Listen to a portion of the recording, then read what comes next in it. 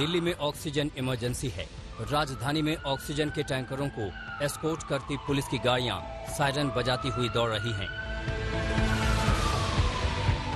दरअसल हर दूसरे घंटे किसी न किसी अस्पताल में ऑक्सीजन की कमी का खतरा मंडराने लगता है। वहां भर्ती सैकड़ों मरीजों की सांसें अटकने लगती हैं। वेंटिलेटर के बंद होने का संकट पैदा हो जाता है। ऑक्सीजन की क्राइसिस से जो है वो जूझ रहे हैं। लगातार ऑक्सीजन की किल्लत दिल्ली के कई बड़े अस्पतालों में देखने को मिल रही है। हालांकि पिछले थोड़ी देर पहले जिस तरीके से बात सामने आ रही थी कि गंगाराम अस्पताल में महज 2 घंटे का ऑक्सीजन बचा है। दिल्ली का सर गंगाराम अस्पताल हो या साकेत का मैक्स अस्पताल, देर रात से ही दोनों अस्पतालों ने गैस एजेंसी से लेकर सरकार तक को अल्टीमेटम दे दिया था। साफ कर दिया था कि उनके पास कुछ ही घंटों का ऑक्सीजन बाकी है। अचानक अफरा तफरी मची और जैसे तैसे ऑक्सीजन का टैंकर पहुंचा और जान में जान आई।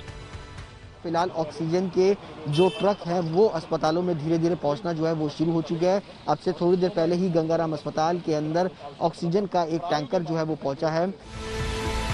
मैक्स साकेत में भी ऐसे ही संकट गहराया। अस्पताल ने ट्वीट किया कि उसके पास कुछ ही घंटों का ऑक्सीजन बचा है। ट्वीट करते ही जब सबको जानकारी लगी तो पूरा महकमा एक्शन में आया और उसके बाद 3 घंटे की ऑक्सीजन पहुंच चुकी है। और ये भी कहा जा रहा है कि आने वाले वक्त में और जो ऑक्सीजन की सप्लाई है उसको सुचारू करने की कोशिश भी लगातार जारी है। मरीजों की जान पर संकट पल पल बढ़ रहा था और तभी यहाँ भी ऑक्सीजन का टैंकर पहुंचा। किसने रोका था? हाँ, 3 जगह भरा था हमने।